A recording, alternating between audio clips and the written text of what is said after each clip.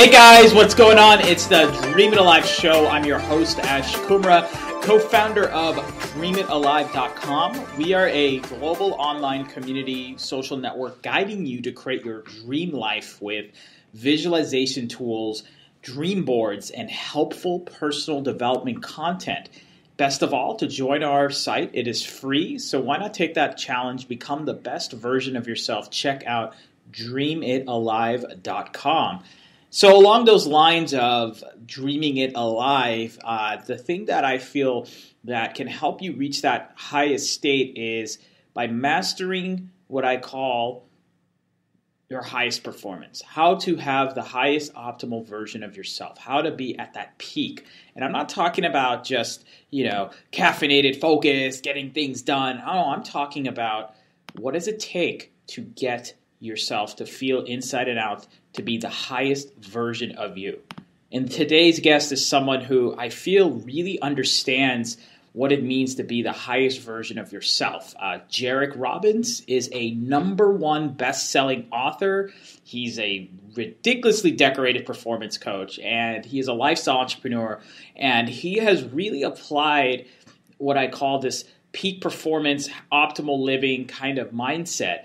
I first heard of Jairek through an awesome article that was featured in Fast Company, and then after having a brief conversation with him, seeing what he's about, and then reading his book, which is really amazing. Actually, the foreword that was from his book was by one of our past guests, Adam Braun from Pencils of Promise. It was just a phenomenal guy, and what I like about Jairek is that he has this no-holds-bar attitude on no matter what you're going through in your life, you can achieve greatness. And so without further ado, Jairek, how you doing, man?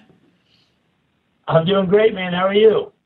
I'm doing great, brother. So tell me about your journey. How did you get to where you are right now? Well, currently, right now, it took about 3 flights and all the way around the earth. We just got back from Thailand, and we're now in Florida, so we've circumnavigated the globe in the past month. But speaking of my journey, as far as business is concerned, this February will be my 13th year of doing performance coaching, which I'm only 30, so I don't feel that I'm old enough to do anything for 13 years at this point in my life. It's freaky thinking about it. But 13 years of performance coaching, 5th year of owning my own business in the industry.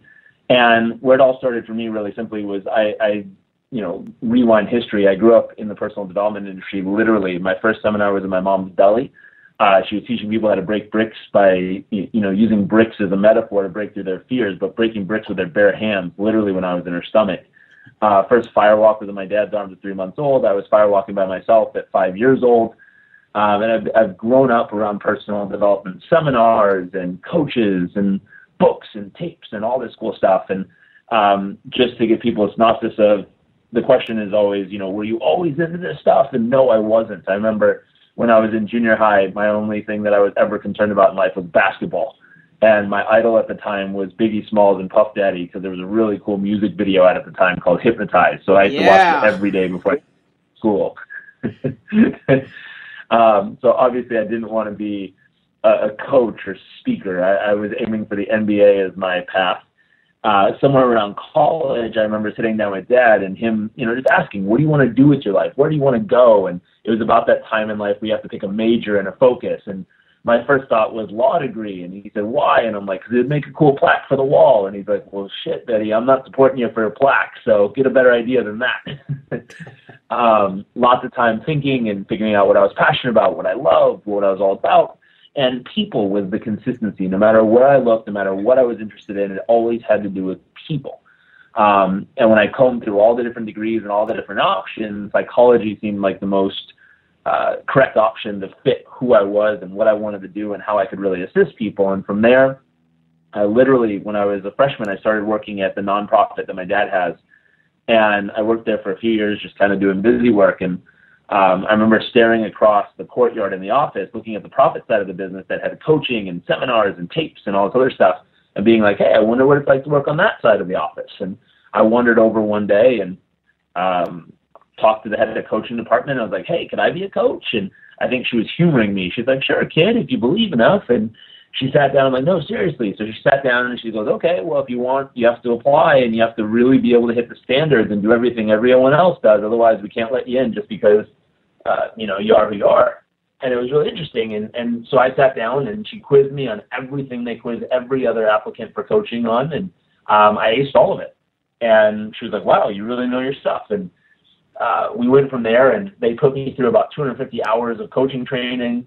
And then I spent about 6 years working for them as a coach and really just honing the craft and getting to know it as I finished school and traveled around the world and did all kinds of crazy fun adventures myself for personal stuff, personal life.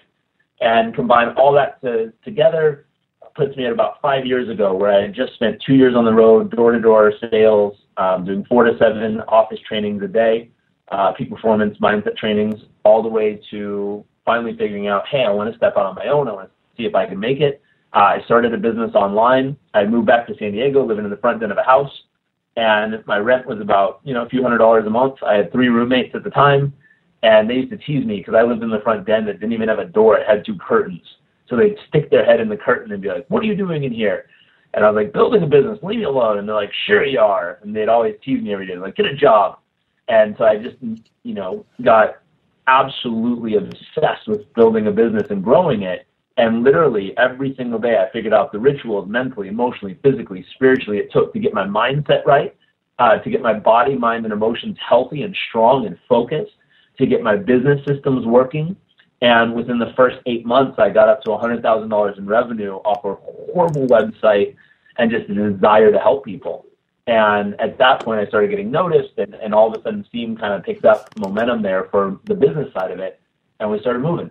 And fast forward 5 years, we do what we love. We travel around the world and help businesses and people live life to the fullest and experience all that's out there. Our goal is to help people be the happiest, healthiest, and most fulfilled version of themselves. I love that. And thank you for sharing that expanded story. I really just wanted to better understand how you got to where you are, and that clearly explains that. For this episode, we wanted to talk a lot about, peak performance, how to reach your highest state. When I say those words, or what feelings or what guidance would you give to someone in explaining what is peak performance, reaching your highest state? Like, how do you become in that state? I got it. So what's tricky is if we went to, Silicon Valley and started talking to the startup entrepreneurs and said, hey, we want to help you become peak performers, they'd all stare at us and be like, excuse me? And what it really boils down to is it starts off with the mindset. And if you want peak performance, you have to have a peak performance mindset. And how do you get that? It's really interesting. It's honing the best of 2 worlds. And it's really honing the performance mindset of how do I get myself to be at my absolute best every single day. And I hate to say this, but for every person on this planet, it's slightly different. I can tell you some rituals that really, truly help a good majority of people, but you may find yourself not one of the majority and have your own unique approach. But for most people, these are some rituals. If you have a morning ritual, that every single morning you do this ritual, and the key is no matter what. One of my favorite people in the world is Deepak Chopra, and he always says, if you don't have time to meditate for an hour, then obviously you need to meditate for 2 hours to make the time. And it's that thought process of so many people who are so busy in business and so busy trying to live their life, they're like, I don't have time to do this stuff. So the first key is you have to do it every day, no matter what. 7 days a week, 365 days a year, no excuses. Doesn't matter what the excuse is, get over it. Do this every day. Starts off really simple. If you're a meditator and you like that, you like your silent meditation or chanting meditation, start with that. It balances your mind, it recenters yourself, helps you find that connectedness to life and yourself. If you're not into that stuff, do a moving meditation. Moving meditation, really simple. Stand up, start walking. The first 3 minutes, spend it on gratitude, flooding your mind, body, and emotion with all the things you're grateful for. The only reason you start with gratitude is you need to clear out any negativity, anything that can be slowing you down, anything that be getting in your way. Once you have 3 to 5 minutes of gratitude, I always say start out with your big, big, big vision. And for most people, this is tricky because they don't think this far out, but you want to start out, let's say, your 20-year vision for your life and business, everything you want to achieve in the next 20 years. From there, break it down to milestones, 10-year vision, 5-year vision, 1-year vision, 6-month vision, your quarter vision, your month vision. And then what you want to do, the next step is once you've paid attention to this ultimate, dream vision of what you want, You want to stop just visualizing things. And there's a key distinction here where visualization is just seeing all the really exciting intended outcomes you want to achieve. And you then want to switch gears into something called mental rehearsal. Mental rehearsal is different than visualization in the way visualization only looks for all the things you want to have happen. Mental rehearsal is shifting gears where you're going to see what's really going to happen. You're not only going to see all the intended outcomes of what you want to achieve, where you want to go, who you want to be, how you want to experience life, but you're also going to see the roadblocks. You're going to see the natural obstacles that will show up along the way, and you're going to see yourself positively moving through these things, achieving the results you want. A simple example, if you're a professional boxer and you're going to mentally rehearse a boxing round, if you're only visualizing the intended outcome, you see yourself getting in the ring, landing all your punches, never getting hit once, and then magically winning the gold belt. And the likelihood that's going to happen in a boxing match is ridiculous because you're going to get punched, you're going to get hit in life.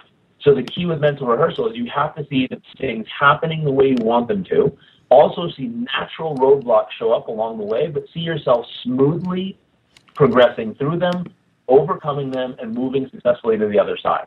You want to see these things naturally overcoming and happening. From that point forward, once you've done your daily mental rehearsal for at least 5 minutes, you then want to build in some incantations. Incantations is simple mantra, an affirmation, whatever word you want to use for it, but this is activating your body. So I have a treadmill desk in my office. What I'll end up doing is walking, and while I'm visualizing, while I'm doing all these things, when it gets to incantations, I have a whole set of incantations I use every day, and I'll say them out loud over and over and over and over and over again to build my mind and my mental strength. The final thing, and this is just an own personal one, but I say a prayer at the end just to lock it in and to say, as much as I think I'm in control of my life, I allow God, Mother Nature, the universe to take control from that point forward and, guide me through the rest of the day. As much as I think I'm going to control everything, everything that's out of my control, I say a prayer and hope it all comes together the way it needs to. That's amazing. I mean, sorry, go ahead. That process itself, if you do, I like to do a 20-minute, chanting meditation before it. If you cut out the 20-minute chanting meditation, that should take roughly 30 minutes. And if I broke it down, 5 minutes of gratitude, 1 minute on your 20-year goals, 1 minute visualizing your 10-year goals, 1 minute visualizing your 5-year goals, 1 minute on your 1-year goals, 1 minute on your 6-month goals. 1 minute doesn't sound like a lot of time, but when you're thinking about one subject for a whole minute, it's a long time. 1 minute on your 6-month goals, 1 minute on your quarter goals, 1 minute on your month goals. Now, 5 minutes mentally rehearsing your day. 5 minutes when I did this the first time felt like an eternity because it's so long thinking about just a day. But you got to think about it. If you're going to go spend, if you're an entrepreneur listening to this, 12 to 15 hours working all day, you want to make sure that you're spending at least 5 minutes to organize the plan. Come on. Small investment, big return. The final thing, 10 minutes of incantations, and then a 3-minute prayer. If you add it up, it should be roughly around 30 minutes. So that's roughly a 30-minute walk on a treadmill, getting your mind, body, and emotions in place. But it's setting yourself up. When you talk about peak performance mindset, it's putting you in a place every day that mentally, emotionally, and now physically, if you did a walk while doing this, or bouncing on a rebounder, or riding a bike, one of those mobile bikes that stay in place, whatever you're doing to activate your body while doing this, at the end of 30 minutes, your mind will be literally unstoppable. Now, just a heads up, most people doing this once a day will be a massive, massive step in the right direction. Now, what's interesting, though, is if you were a, let's say, race car, and we were going to take you to the Indy 500, and you're going to do 500 laps around the track, how often is it reasonable to fill up? Meaning, how often do you need to change your tires, come in, do a pit stop, and fill up with some gas? Usually, every 20, 30 laps, I guess. So in that case, if you're just doing this for the first time, you might need to do it maybe 2 or 3 times a day to build the momentum and to really get into your nervous system. So don't say to do a big version in the morning, mini version at noon, mini version at night. just to get the muscle built. Now, if you do that for 30 days, I guarantee at the end of 30 days, you will be a monster emotionally and mentally. That's amazing. What I was going to ask earlier is when you were sharing this, first off, anyone who's hearing this, y'all need to take a step back and literally hear this over and over again, because I think what Jairek just shared with everyone can apply to no matter anyone who's in this world. No matter what you want to do in your life, those steps can work. And I love how you talked about these steps, because I was somewhat familiar, because you did mention a lot of these things in your book, which is really awesome. I have a question for you. I wanted to understand, I'm all about modeling. I'm all about learning from people that have actually achieved stuff that they've preached. Walk me through some major experience that you visualized and it came to fruition. Like something that it can either be a personal dream or goal, or it could be something on your business side, since your business is kicking butt. Like, what was that first one or two big moments that happened and you're just like, wow, all this stuff that I'm talking about really works? I'll give you a personal one and I'll give you a professional one. The personal one will be a lot more meaningful, but the professional one, I remember when I was living in the front end of a house, my rent was a few hundred, $500 a month, which some parts of the world is expensive. In Southern California is extremely inexpensive. I had 3 roommates and they were always making fun of me. And I just visualized day after day after day after day that I was going to have these days where, at the beginning I was dreaming of making a few $1,000s a month. Maybe $5,000 a month would be the greatest thing on earth. So I said, instead of just visualizing $5,000 a month, I'm going to go big. I'm going to try $10,000 a day, because that's so life that it seemed impossible. It seemed so far out of my range, it was ridiculous to think about that. So I visualized it every single day, and I remember about 5 months into it, I had a partner, we did an event together, and I signed up, I think 20 clients in one day, and that day's coaching installment was literally $20,000. Wow. And I remember like looking at the check and sitting in my car in LA, just smiling and not knowing what to do with myself. I was like, holy smokes. Like, I was dreaming of, just making $5,000 a month. To make $20,000 in a day? Are you joking? This was so far beyond my imagination. It was ridiculous. And all of a sudden I sat there and smiled. I'm like, wow, what else is possible? Now, that just stays around money because it's easy to measure. It's numbers. It's clearly there. But that was a big, big, big leap for me. And, now we've done way more than that in a day, and we're proud of it, and we work very, very hard for it. But it all starts with that visualization. It all starts with not just visualizing, but the mental rehearsal, the having your vision, knowing where you're going, the gratitude. All those pieces keep you balanced. The trouble some people have is they get so hooked on more that it consumes them. And no matter how much they get, they still feel empty, and they still feel like it's not enough. So the other balance of why gratitude is in there, why meditation is in there, is it's kind of the best of both worlds. It's the ability, we use the metaphor of yoga, but the ability to be a badass in the boardroom where you make billions of dollars or millions of dollars or whatever you want to achieve, but instantaneously find your center and need nothing to be fulfilled in life, need nothing but who you are and how you show up to be totally happy and alive. And the ability to transfer back and forth, to shift gears per se, from total drive, total focus, total intensity to achieve what you want, to instantly being centered and grounded and alive, that ability sets people apart as far as peak performance. Because if you're just meditating and peaceful all day, you have no drive to go get anything done. If you're just drive all day, put more, you feel empty no matter how much you have. So the ability to shift gears is probably a second step besides that morning ritual to really give yourself the ability to achieve massively as far as the peak performance mindset goes. So that was the business goal that showed up for me using this process. The personal goal was a bit more close to home for me. I was living in a village in Uganda. I had gotten malaria twice. I was told I had 5 days left to live, and by a doctor, And I remember sitting there and being like, oh, shit, 5 days, huh? Wow.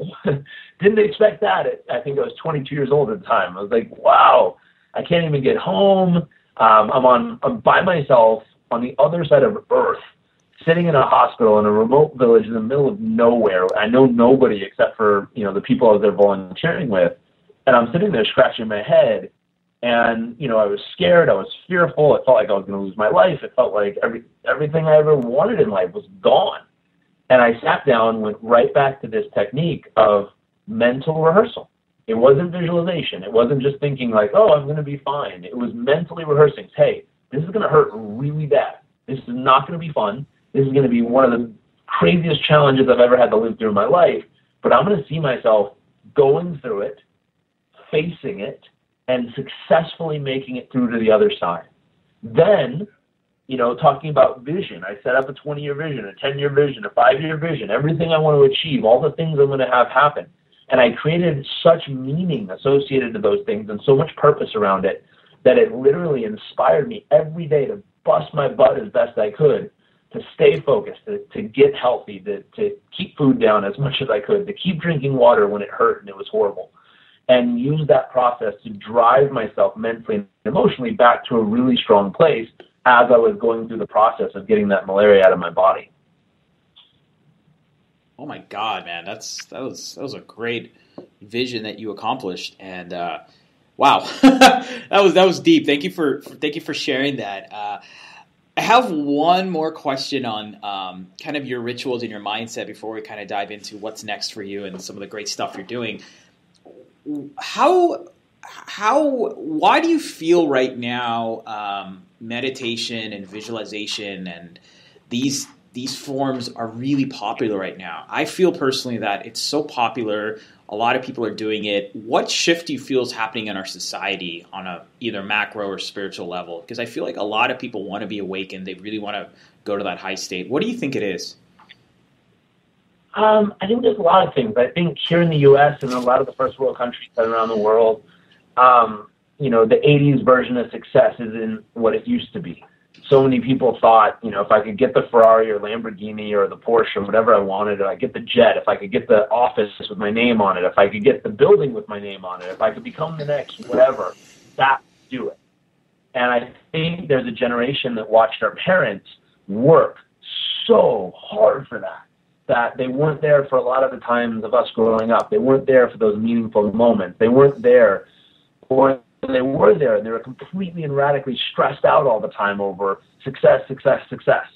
And I think this younger generation looks around and they're like, hey, I think there's a smarter way to get there. And we're looking around and we're looking for options to not only maximize our intelligence and maximize the skill sets we have as far as the internet and reach and ways to monetize different things in new ways, but we're also looking for more meaning in life.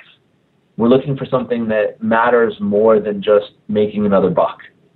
And it's something, actually, I learned it from Adam, but that for-purpose mindset, the heart of a nonprofit with the head and mindset of a for-profit. When you do that and start working for purpose, it's a different lifestyle that you're looking for.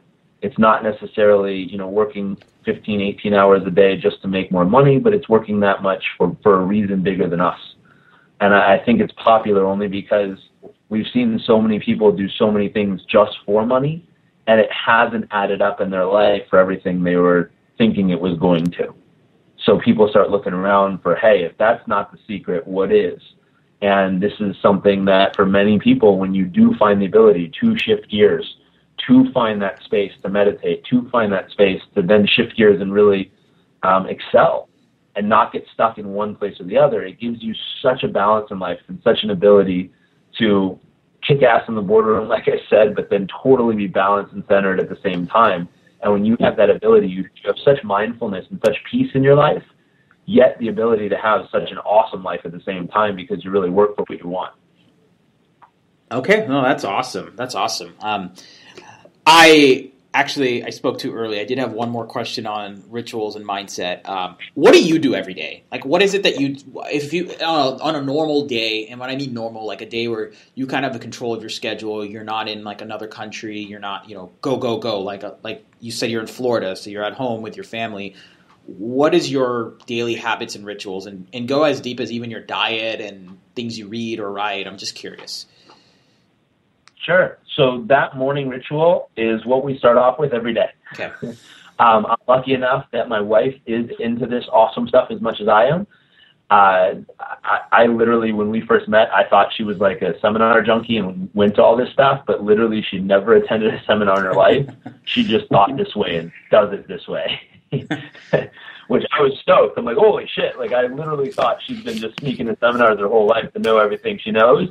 But she literally just digs it, and this is the way she just goes about life. And it's a blessing to have someone like that to share life with, because we do this together.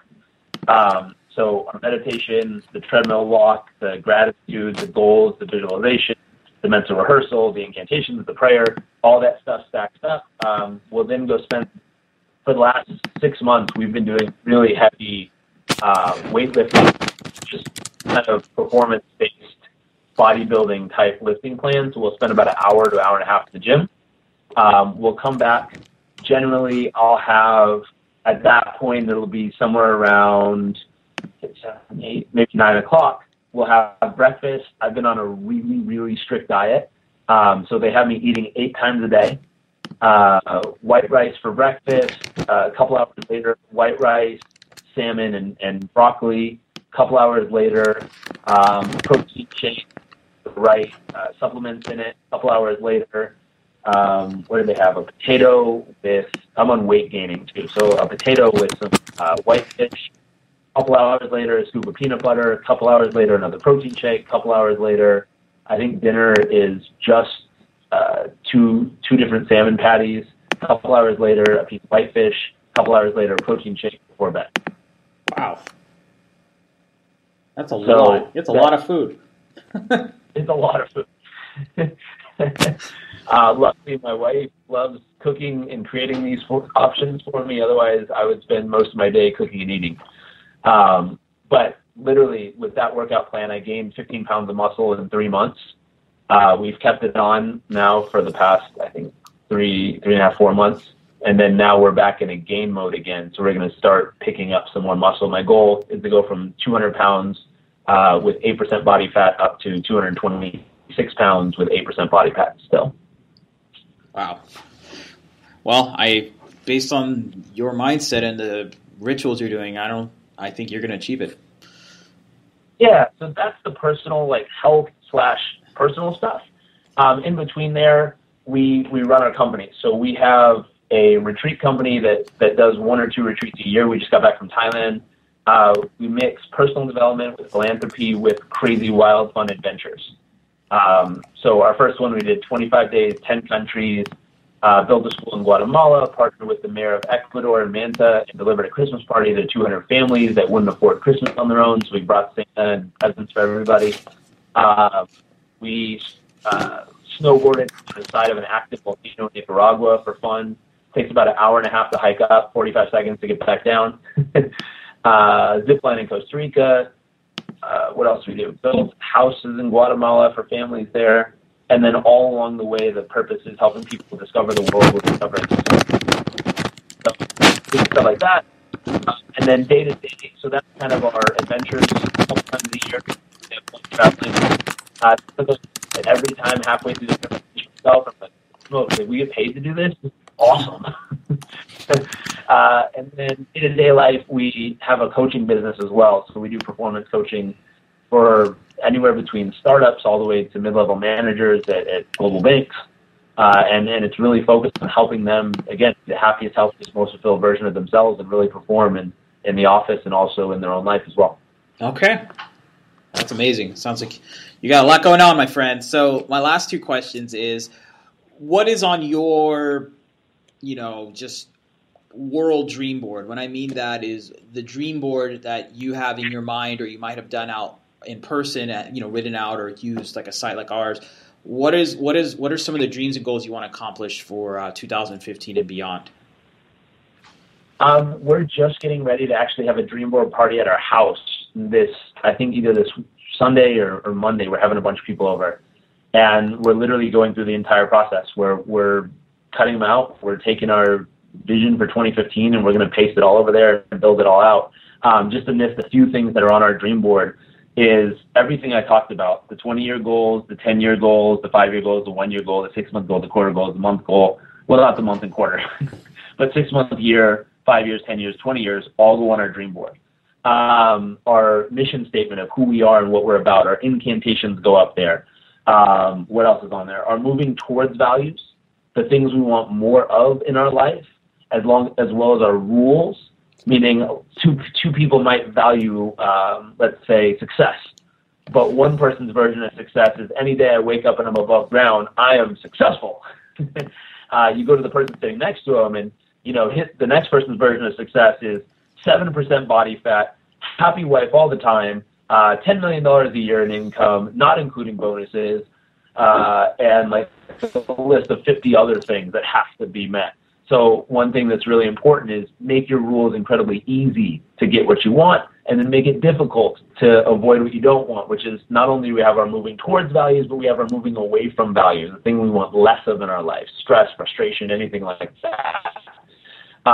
And then we have all the things we want to achieve and the places we want to go. And we use those boards every single day. I love you guys' site, the digital version. I do that, and I have those with me on my iPad and my phone. That way there's never an excuse to not have my vision boards with me. We also have the physical ones put up in my office. I actually have 3 of them on top of my treadmill desk that as I'm walking and visualizing and doing all these things every morning, they're staring me right in the face. Amazing. Last question I have for you is, what have you learned? What is some meaningful advice you've learned from some of these great mentors in your life? So a couple things that just you would love to share with the world, from your father to Deepak Chopra to some spiritual teachers to common friends like Adam that we have. Like what are just some things that mean near and dear to your heart and meaningful advice? I would start with Viktor Frankl, the book I read, A Man's Search for Meaning. And everything in life only means what you make it mean. And you can add any meaning to any situation of your life, and that's what it'll mean to you. And when you can find an empowering meaning from disempowering situations, it gives you pure freedom in life.